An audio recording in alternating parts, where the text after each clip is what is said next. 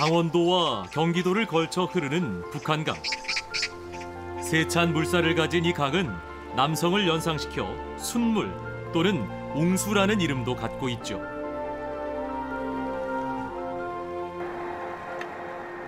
강 한복판에선 다슬기잡이가 한창입니다.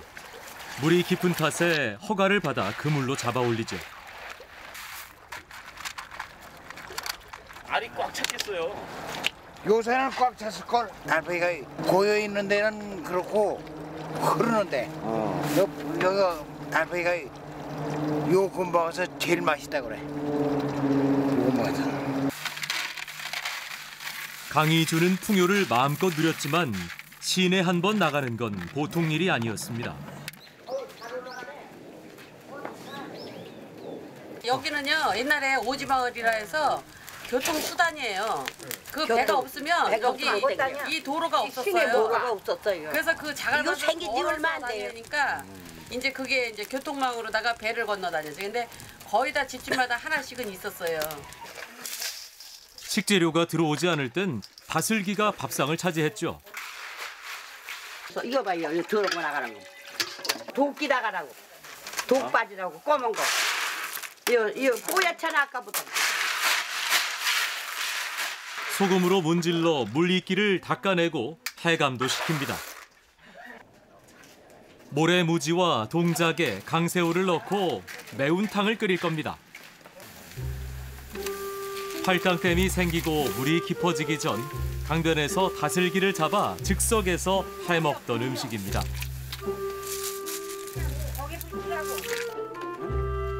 나루터도 나룻배도 사라졌지만 음식은 남았습니다. 다슬기 음식은 이곳 주민들이 봄이면 먹던 음식입니다. 특이한 건 수제비 대신 다슬기탕에 밀가루 범벅을 넣습니다. 수제비보다 이게 더 맛있어요. 수제비는 국물에 걸쭉한 맛이 안 나는데 이거를 넣으면 저 뼈가 좀 악시잖아요. 민물새우 저기 생선이 악시단 말이에요. 근데 이걸 버물버물해서 넣으면은 그게 엉겨 붙으면서 좀 부드러워져요. 고기가. 씹는 맛도 있으면서 수제비 반죽처럼 시간도 많이 안 걸리니 이런 방식을 택한 겁니다.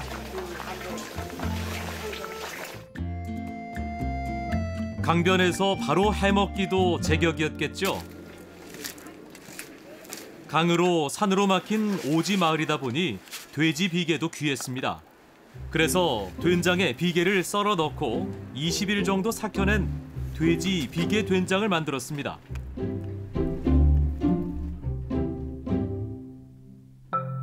옛날에는 시골에서 돼지들을 잡아먹었어요. 그러면 이제 고기가 없는 시절이니까 그 돼지 비계를 버리기가 아까우니까 그거를 착착착착 쬐끄맣게 썰어갖고 된장항아리에다가 그 돼지고기를 넣고 이렇게 버무려놔요. 그러면 그게 이제 오래되면 그게 곰삭잖아 거기서. 그러면 그 된장을 떠다가 된장찌개를 끓이면 얼마나 맛있는지 몰라. 돼지 비계 된장을 넣으면 국에 기름기가 돌아 더 고소합니다. 갓 따온 망초를 데쳐서 넣으면 그런 찰떡궁합이 없다네요.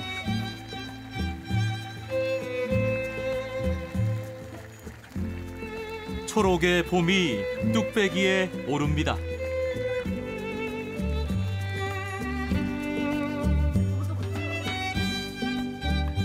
망초는 향과 식감이 독특합니다. 바로 무쳐도 좋고 묵나물로 말려도 좋습니다. 지금도 봄이면 이걸 내가 제일 먼저 해와. 그래 나오면 쓴바구하고. 보름 전에 쓴바구를 먹으면 약이래잖아. 3번 먹으면. 세월이 흘러 삶은 달라졌어도 옛 음식은 봄마다 상에 오릅니다. 꿀맛, 꿀맛. 아니 여기다 비벼? 밥을 넣어. 그리고 어머니가 좀 번에 그거 내려놓고 먹으면 되지. 이거 비비는 걸 잘 비벼야 되는 거야. 맛있나 보다. 그 사이 몸만 못 견뎌. 아유 드셔. 아 내 숟가락 들어갈 데는 없네. 아 정말. 입맛을 되돌리는 푸르른 맛입니다. 남한강과 북한강 두 물이 하나가 되는 곳, 두물머리입니다. 뱃사고기 필요 없어진 지 오래지만 아직 배를 떠나지 못한 사람이 있습니다.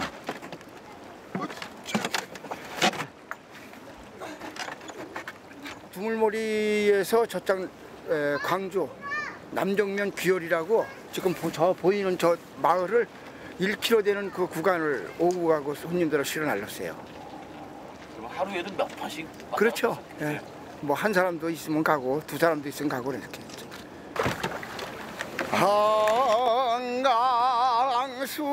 한강수라 깊고 얕은 물에 솟아. 경기도에만 55곳의 나루터가 있던 시절이 있었습니다. 장날이면 사람들이 넘쳤고 강 중간에서 물을 퍼내는 웃지 못할 일도 있었답니다.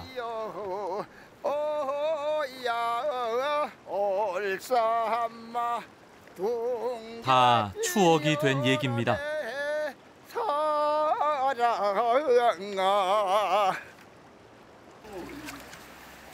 두물머리에는 사공들의 쉼터가 되는 술막이 많았습니다. 아이고 잘 쪄졌다. 아주 찹쌀이 좋네. 해장떡을 만들 겁니다. 이젠 찾을 수도 없는 사라진 뱃사공들의 음식이죠. 일찍 3시나 4시에 일어나서 떡을 치고 만들어 놓으면 이제 헌이 이제 동이 좀 밝아오고 이럴 무렵에 와서도 이제 먹고 갔지. 어떤 분들이? 뱃사람들. 뱃사람들이라는 거는 이제 지금 그 황포도배 거기에 짐을 싣고 이제 뚝섬이나 그 행주, 마포 여기를 이제 그 운반하는 분들이 대부분 이 떡을 먹었어요. 잔산다리라 부르는 토종 파트로 고무를 만듭니다. 접시에 몇 접시까지 얼마나 이게 좋은지 몰라. 그래서 옛날에 그렇게 그냥 저기 여울 저건 데서 여기 나무 싣고 오면서 배가 고프면 와서 이거 해장국 허기질 때 이걸 한 그릇씩 그냥 사서 먹고 가면 그냥 이틀씩 든든하대잖아.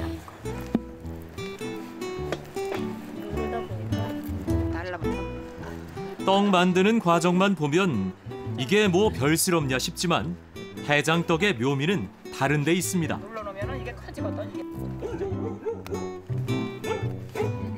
처음에 시집 와서는 우리 어머니가 이거를 해가지고 국에다가 말아 저기 식구들이 드시더라고요. 아유 저는 처음에는 안 먹었죠. 이상해서. 그래가지고서는 한 번 먹어봐, 두 번 먹어봐 이렇게 먹으니까 너무 맛있는 거예요. 진짜 이렇게 맛있는 떡은 없어요. 쌀뜨물에 된장을 풀어 배춧국을 끓입니다. 떡과 배춧국이라니 쉽게 상상이 가지 않는데요. 오래 끓여낸 진한 국물 맛이 해장떡 맛을 좌우한다네요. 뱃사람들이 아침 식사 대신 먹었다는 해장떡. 쫀득한 식감을 가진 떡에 된장의 고소한 맛이 스며들어 잘 어우러집니다.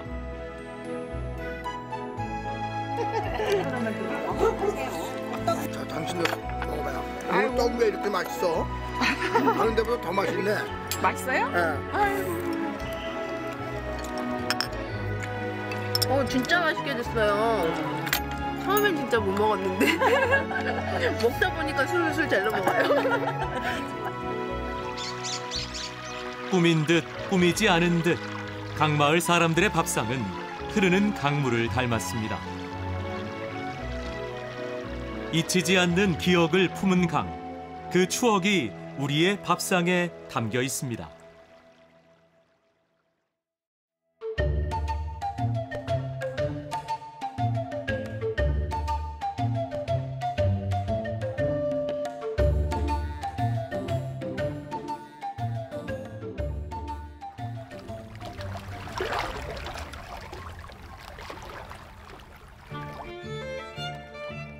서해로 흘러들면 마주치게 되는 섬. 강화도는 제주, 거제, 진도, 남해에 이어 우리나라에서 5번째로 큰 섬입니다. 강화도에 들어서면 드넓은 강화 갯벌이 펼쳐집니다.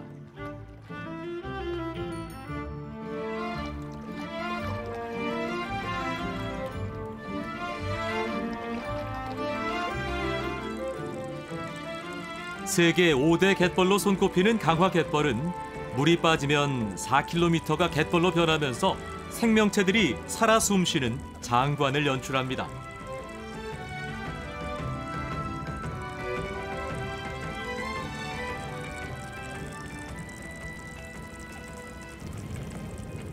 저 멀리 바다조차 보이지 않을 정도로 갯벌이 제 몸을 드러내면 강화도 어부들의 분주한 하루가 시작됩니다.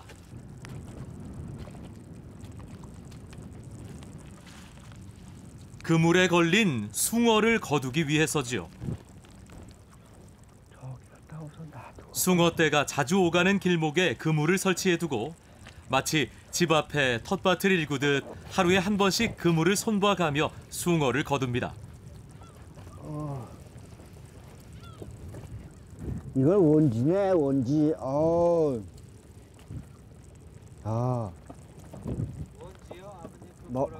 원지 검숭어예요, 검숭어. 이거는 검숭어라고, 이거는 우리나라의 우리 강화에서 참숭어인데, 이거는 덩어리가 시커멓고 여기 눈 언저리도 달라요. 이 참숭어하고 이거 한마디로 개숭어라고 하고.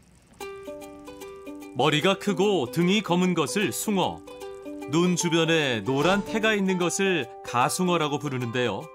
가숭어는 극동아시아에만 국한된 어종으로 우리나라에서는 서해안에서 주로 서식합니다.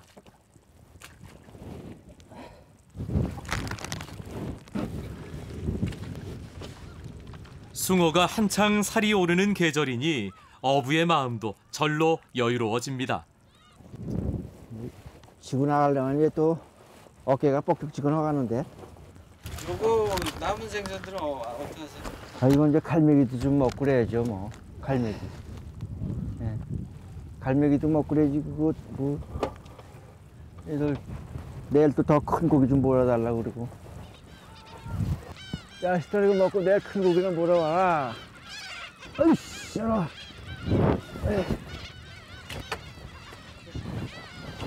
한 20km 돼 가는데. 천천히 나가보자.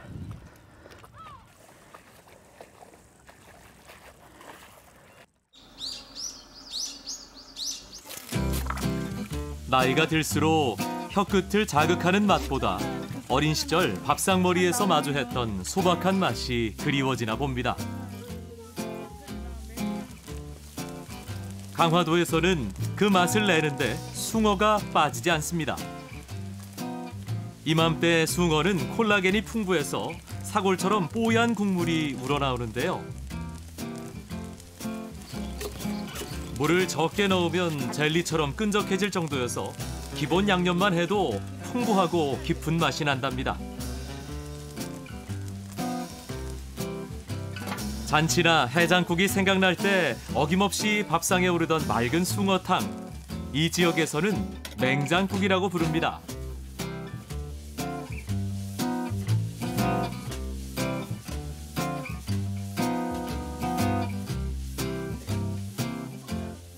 강화도에서는 숭어 껍질도 귀한 대접을 받았습니다. 살짝 데친 껍질이 고소하고 쫄깃해서 숭어 껍질에 밥 싸 먹다가 논 판다는 이야기가 있을 정도였죠.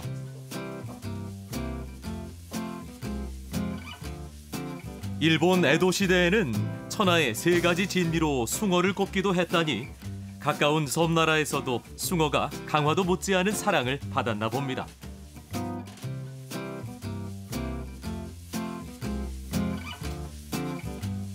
옛날에는 전국에 숭어가 흔해서 방언을 모두 합치면 100여 개나 됐답니다. 가장 친숙한 물고기였던 셈이죠. 우리 할아버지 살아서 그전에 세상 없어도 보이면 복숭아꽃 피면 이거 말간지 않고 끓여 먹고 가리면 갈락지 몇 점씩 한 거 사다가 늙은 호박 생기면 호박국에다 넣어서 써서 먹어.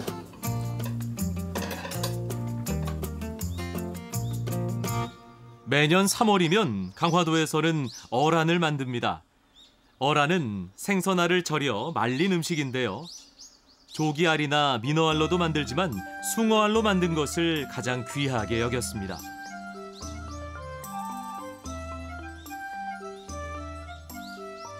먼저 숭어에서 빼낸 알집을 소금물로 깨끗이 씻은 후 물로 희석한 전통 간장에 담가둡니다. 이렇게 하면 간장 특유의 맛과 색이 스며들죠. 어란을 만드는 제일 처음 시작이에요. 어란을 간을 해야 되니까 조선 간장에 24시간 동안 담갔다가 지금 건조시키기 위해서 넣는 거예요.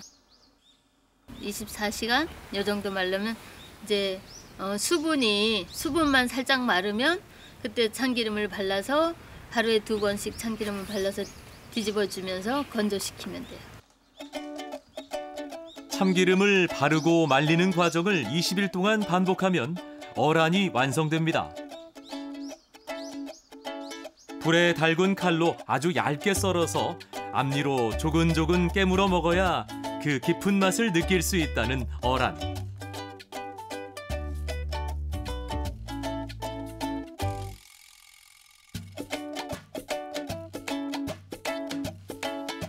정성으로 빚어낸 맛의 결정체입니다. 숭어는 육질이 찰지고 부드러워서 만두로도 빚었습니다. 탕의 재료가 되던 생선이 동그란 만두의 피부가 된 셈인데 쇠고기와 각종 버섯을 소금, 후추로 간을 해서 속을 올리고 먹기 좋은 크기로 빚어낸 귀한 음식입니다. 숭어만두라는 이름을 따로 붙였을 정도로 그 맛이 각별하답니다.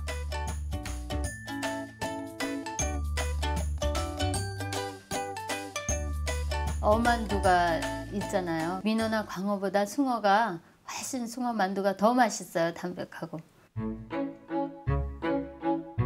찜통에서 쪄낸 숭어 만두는 초간장에 겨자즙을 곁들여 먹었습니다. 작은 크기지만 맛으로 입안을 꽉 채우는 음식입니다.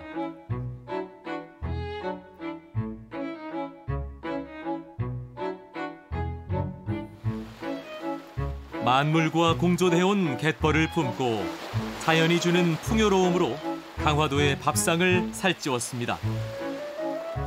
한 번 맛보면 다시 찾게 되는 깊은 맛, 그 맛이 강화도에 있습니다.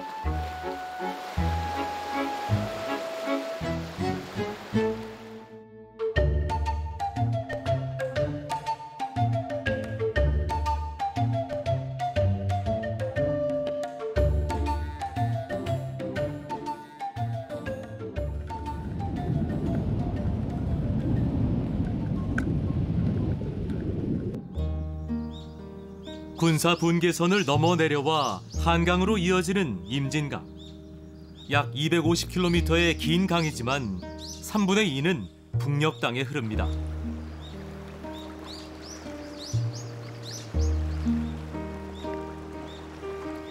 통행증을 받아야만 드나들 수 있는 곳이죠.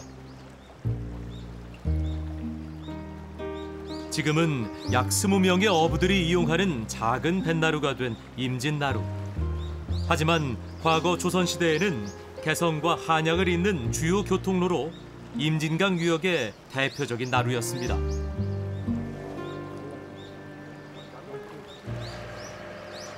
올해 첫 황복을 만나기 위해 배에 오르는 사람들. 1급수를 자랑하는 임진강에는 다양한 물고기가 살고 있습니다. 붕어가 하나도 없네. 붕어 몇 마리 잡았는데. 여기 보통 한 15종 정도 되죠. 아, 그래요? 네, 이제 메기, 잉어, 붕어, 뭐 그냥 살치, 눈치, 뭐 웅어까지 올라와요. 바다에서 올라. 다양한 어종이 잡히지만 이 시기 가장 기다리는 건 역시 황복입니다. 바다에서 올라오면서 색깔이 변해요. 변해가지고. 네. 근데 물론 황복인데 강에 올라오면서 더 색깔이 더 입혀지는 거예요. 임진강이나 한강이나 올라가는 복을 먹어야 최고 좋은 겁니다. 올라오면서 육질이 단단해지는 거예요. 아이고, 이거는 아유, 두 마리. 두 마리? 야, 이거. 그토록 기다리던 올해 첫 황복이 올라왔습니다. 아유. 1년 만에 본다, 오랜만이다. 작은 몸이지만 성질은 만만치 않다는데요. 옥리에 옥리. 옛날에 지금은 노젓갈이 별로 없는데 옛날에 노젓갈 아니에요. 여기다 집어넣잖아요. 노젓갈이 뚝뚝 부러지고. 그 옛날에는 제가 이제 아버지 잡을 때 한 10년 전, 한 7, 8년 그때는 복을 찾기 싫어서 안 잡았어요. 그 하도 많아가지고 농사꾼들이 저기 가면 이제 얕은 데서 여울이라고. 그렇게 복 다니는 게 배요. 그러면 옛날에 미군들이 많았으니까 그 호코요. 호코로 갈아가지고 작사를 만들어요. 이렇게 찍어 잡는 거예요. 이렇게. 찍어서 바구니에다 이렇게 집어넣는 거예요. 이렇게. 바다에서 잡히는 일반 복들과 달리 황복은 강에서 잡히는 유일한 민물 복어입니다. 강을 거슬러 오기 때문에 살에 탄력이 생겨 쫄깃한 맛이 일품이죠. 그해 처음 잡히는 황복은 풍어를 기원하며 다 함께 나눠 먹는 풍습이 있습니다. 이게 복은 피서부터 뭐 내장 안에 다 독이 있어요. 이게 저기 데트러신이라는 그 황복 독인데 이게 한 마리가 사람 50명 치사율이래요. 그렇게 독을 많이 갖고 있는 거죠. 그럼 잘 닦아야 돼요. 그 피를. 복은 독성 생물을 먹고 자라기 때문에 몸속에 독을 갖고 있습니다. 그래서 반드시 복조리 전문가가 손질해야 합니다. 요게 이제 딱 살이에요, 이렇게. 요거가 회 떠먹을 수 있는 거. 예. 살이 웬만큼 안 들면 이거 못 쓸어요. 예, 황복은 생선의 육질을 결정하는 콜라겐 성분이 다른 어종에 비해 매우 풍부한 생선입니다. 때문에 회를 두껍게 썰면 식감이 질겨져 생선의 풍미가 떨어집니다. 접시의 무늬가 회에 그대로 드러날 정도로 얇게 써는 것이 관건입니다.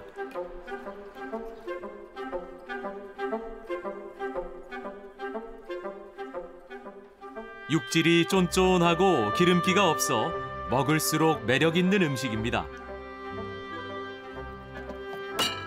회를 뜨고 남은 부위로는 맑은 탕을 끓입니다. 먼저 살점이 붙어있는 뼈를 푹 꼬아 육수를 냅니다. 뼈를 많이 넣고 고아가지고 만든 육수로 끓이니까 복육수예요, 말종에. 그러니까 맛있을 거예요. 이제 마늘을 조금 넣고 그 육수에는 이제 다 들어가는 중이에요. 그래서 소금으로 간을 하고 양념은 단출합니다. 맑고 시원한 맛이 깊어지도록 다진 마늘, 소금으로만 간을 맞춥니다. 복 요리에 빠질 수 없는 미나리와 콩나물을 넣고 푹 끓여내면 애주가들이 최고로 치는 해장국이 되죠.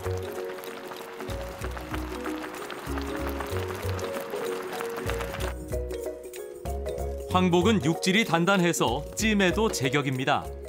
옛날에는 많이 잡혔을 땐 이 찜을 특히 회보다도 더 많이 잡혔어요. 시골 분들은, 동네 분들은. 이게 이제 회 뜨기도 힘들고 이 실질적으로 이 찜이 더 맛있어요. 이게 아주. 황복찜을 먹을 수 있는 건 황복잡이를 하는 어부들의 특권입니다. 황복이 워낙 귀하다 보니 복이 많이 들어가는 요리인 찜을 해먹는 것이 쉽지 않죠. 먼저 마늘, 고춧가루, 녹말 등을 넣고 양념장을 만듭니다.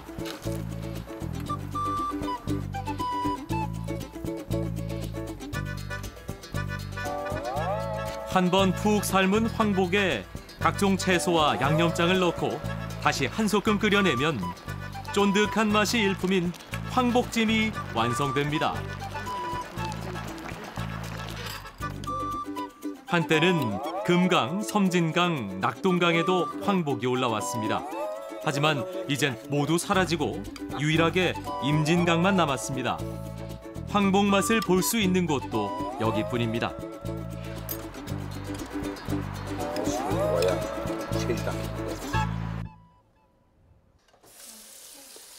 집 앞에서 뜯어온 나물과 황복으로 점심을 준비합니다.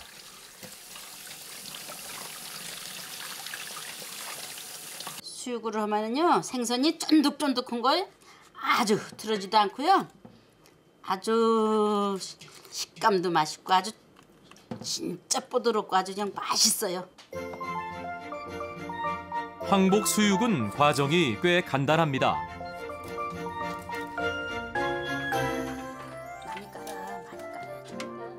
깨끗이 손질한 황복에 듬성듬성 칼집을 내고 콩나물과 함께 푹 삶아줍니다.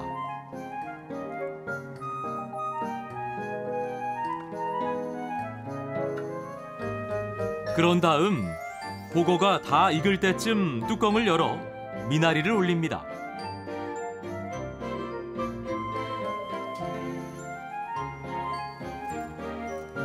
미나리의 식감과 향이 날아가지 않도록 약 1분 정도 살짝 익히면 돼지고기의 쫀득한 맛을 떠올리는 황복 수육이 완성되죠.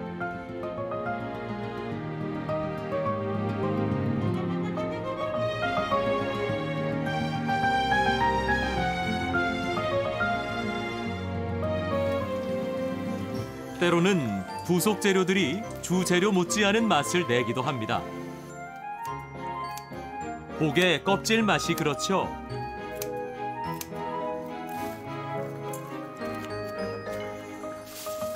껍질을 끓는 물에 살짝 데친 후 각종 채소를 곁들여 양념을 넣고 시큼하게 버무립니다.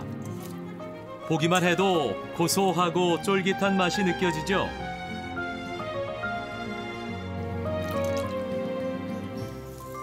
보통 황복탕 하면 소금을 넣고 끓이는 맑은 탕이나 고추장을 넣는 매운탕을 떠올리는데요. 이곳 파주 지역에서는 옛날부터 된장을 넣고 찌개로 끓여 먹었답니다.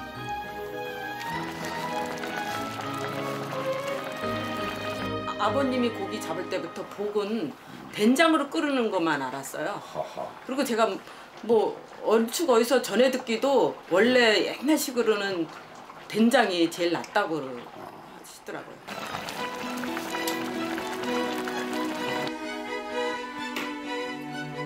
복 있는 사람은 복을 먹는다 했던가요? 1년 만에 돌아온 귀한 음식 황복. 고요한 임진강을 들썩이게 만드는 맛.